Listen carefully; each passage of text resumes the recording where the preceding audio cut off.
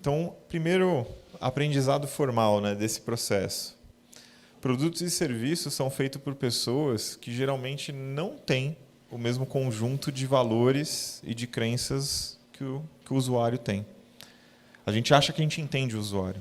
A gente acha que a gente conhece pra caramba. A gente começa a fazer vários assumptions. Putz, funciona bem assim, sei que é assim. A gente começa a responder pelo usuário. E a gente esquece de perguntar para ele. Pior, a gente vai perguntar para o usuário usando uma pergunta para saber que eu estou certo. Né? Então, já levo a minha hipótese meio que assim, eu acho que é isso aqui. Né? E deixa o cara validar. Você não acha que é melhor fazer desse jeito? Acho. Você quase que pôs uma faca no pescoço do usuário para, concorda comigo. Concordo. O usuário nem sempre sabe dizer o que ele quer. O Henry Ford tinha essa frase, acho que todo mundo já deve ter ouvido, né? Que se você perguntar para alguém o que ele quer, ele vai falar um cavalo que corre mais rápido, que corre menos, que feda menos, que não faça cocô.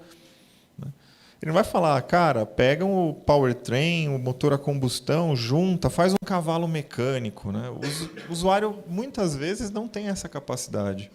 Então, perguntar para o usuário também não é o caminho sempre. E a gente precisa de ferramentas de inovação para ajudar. Para quem quiser aprofundar, o que eu vou falar rapidamente está dentro de um livro chamado O Dilema do Inovador, do Clayton Christensen. Eu tive o prazer de ter aula com o Christensen quando ele era vivo. E o que ele questionava muito, a gente estava numa época, e eu vim de uma escola, vim de Stanford, né, falando muito de design thinking. Então eu cheguei para a aula me achando master design thinker, né? Falei, putz, sei resolver tudo. E ele falou, cara, mesmo o design thinking, quando a gente olha para o usuário, a gente tem que tomar muito cuidado. Porque a gente pergunta e entende as coisas de uma forma diferente. E o que ele começou a mostrar é que, assim, putz, a gente começa a precisar pensar de uma forma diferente para conseguir fazer inovação. E o problema é que as empresas e a liderança acham que estão sempre buscando melhorar o produto. Isso sempre é bom. Parece absurdo falar, cara, às vezes é melhor não melhorar o seu produto. A gente olha para os nossos produtos, para os nossos serviços e fala, o tempo inteiro, como é que melhora? Como é que melhora? Como é que melhora?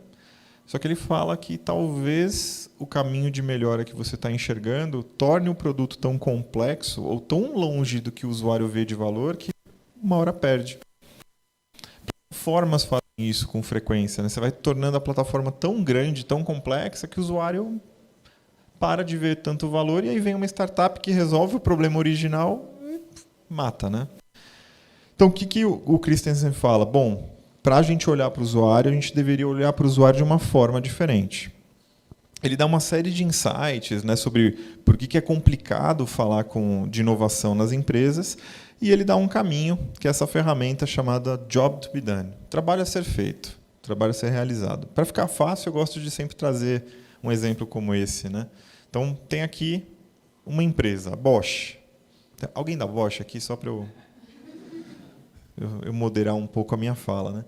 Bom, somos agora os líderes, reuni vocês aqui, a audiência toda, como líderes de inovação da Bosch Ferramentas. E a gente tem a responsabilidade sobre a furadeira. É um dos produtos, principalmente para o usuário final, né, para um usuário doméstico, a gente está percebendo um problema e eu quero a ajuda de vocês. As vendas estão caindo. Os nossos concorrentes estão ficando cada vez melhores. Né? Então, a furadeira com fio, a nossa, a Black & Decker fez uma de bateria, não precisa mais de fio. A Makita fez uma que é parafusadeira junto. O que a gente faz para melhorar o nosso produto? O que vocês têm de sugestão? E não precisam responder, porque, na verdade, o que eu quero é vocês pensarem sobre a forma que vocês começaram a pensar sobre a resposta. Qual que é a solução? E aí vamos usar a ferramenta do Job to be Done. Né? Então, para que serve uma furadeira? Furar, fazer um furo errado. Você contrata uma furadeira para fazer um furo na parede? O que você quer? O usuário quer o quê? Pendurar um quadro, por exemplo.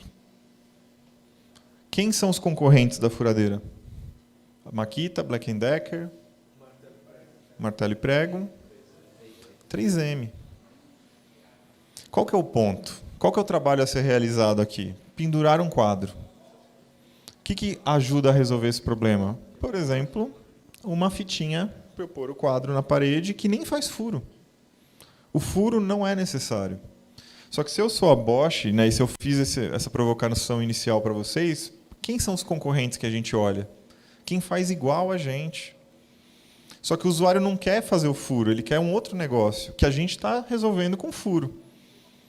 Será que a gente está olhando para o lugar certo, do jeito certo para as coisas? Né? Então, o Christensen ele vai falar muito disso. Cuidado com a forma de olhar para as coisas. Tenta entender por que o usuário contrata vocês. Aqui é um produto, mas poderia ser um serviço. Qual é o papel do seu serviço? Então, por exemplo, vamos pegar o tema de segurança, né? É deixar seguro o ambiente? Qual que é o trabalho de vocês? Por que alguém contrata esse trabalho? Não é trivial. E a gente responde muito facilmente isso, né? Então, olhar com essa ferramenta para o usuário é muito importante. Aprendizado 2. Pensamento linear não tem mais ajudado a gente a inovar. Né? Tirar da cabeça alguma coisa incremental nem sempre está ajudando a gente a resolver os problemas. E a gente tem muita dificuldade de questionar ortodoxia, aquilo que parece óbvio. Por quê?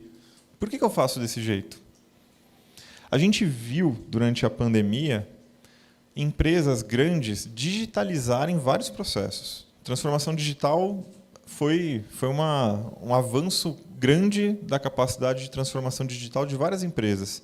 Só que, ao mesmo tempo, a gente viu empresas digitalizando processos que nem deveriam existir.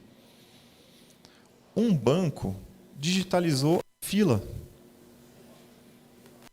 Tinha uma fila virtual, que a gente podia entrar na fila virtual e esperar a nossa vez de atendimento para um negócio que era digital depois. Faz sentido digitalizar uma fila dessa? Né? Por que não resolve de forma automática, né, o final? Então, a gente tem que tomar cuidado, né, com as ortodoxias. Por que tem que ter fila? Talvez não tenha que ter fila. Né? Um ponto, aqui tinham barrinhas, né? A gente agora, eu vou falar como escola, né? A gente ajuda muito a matar a criatividade. As pessoas perdem a capacidade de desenvolver inovação porque elas vão perdendo sua capacidade de criação. Por quê? Porque a gente vai dizendo para as pessoas que, eu sou o professor, eu sei do que eu estou falando. Você é aluno. Aluno, não sem lunos. Luz. O sem luz e o iluminado. Olha que legal começar uma relação como essa, né?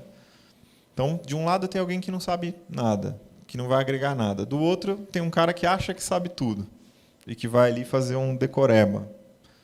Então, a gente tem uma primeira relação. Segunda relação, eu tenho uma grade curricular. Grade, sabe, de prisão? É uma grade. É uma grade curricular. Vocês já ouviram, né? Grade curricular. Olha que louco, né? Grade curricular. Aí pensa na escola dos filhos de vocês. Eu estou aprendendo matemática, aula 1. Aí bate um sinal, né, a fábrica vem e fala, olha, agora não é mais matemática, agora é português. É uma coisa completamente diferente. Agora bate o sinal, é história, é geografia, né, o conhecimento compartimentado. E aí é engraçado, né, porque o professor se acha, né, o dono da luz, e aí ele está ensinando alguém e fala, olha, mesmo eu sendo eu e te ensinando, eu não acredito em você. Prova que você sabe. E eu te dou uma prova. Porque eu não acredito em você. E eu preciso que você prove que você domina um conhecimento que eu estou tentando te ajudar a desenvolver. Isso tudo, né, faz... E tem um jeito certo só de responder a prova. Né? A gente põe lá 5 opções e só pode uma, que é a única certa. A resposta é única, só tem uma resposta. Olha que loucura. E a gente vai ajudando a matar a criatividade das pessoas desse jeito. E a forma da gente aprender ajuda muito isso a acontecer. Né? Então, aqui é o índice de criatividade ao longo dos anos das crianças. Se eu pegar aqui a idade média, vou chutar que a nossa idade média aqui da sala é 35 anos, vai. Qual é o índice de criatividade de um brasileiro de 35 anos? 4%. 4%. E é um povo criativo, né? Então, super criativo. Então, olha que loucura. A gente deixa de ter nossa capacidade de criação. E aí, às vezes, a gente tem que entender que uma pequena mudança na forma de pensar pode dar muito resultado. Então, poderia pôr esse desafio. Como melhorar em 10%? Eficiência poderia ser traduzida como vida útil. Como é que eu aumento em 10% a vida útil de um lápis? Um grafite mais... Como é que eu aumento em 10 vezes a vida útil desse treco? Usar. O que mais? Usando, né? Digitaliza o processo. Substitui por uma caneta. Por uma lapiseira. A gente pensa de formas diferentes dependendo da forma como a gente apresenta o problema. Isso aqui, o que eu fiz agora é uma técnica chamada moonshot, né? É normal e é legal fazer isso com equipes de vocês. Então, vai dar um desafio, começa com incremental. Gente, eu preciso melhorar em 10%. Deixa a galera pôr post-it na parede, legal. Agora, 10 vezes. Tudo que vocês fizeram que está na parede, esquece, não vai resolver. A gente precisa pensar de uma forma diferente. Um simples movimento ajuda muito a ter resultado de inovação.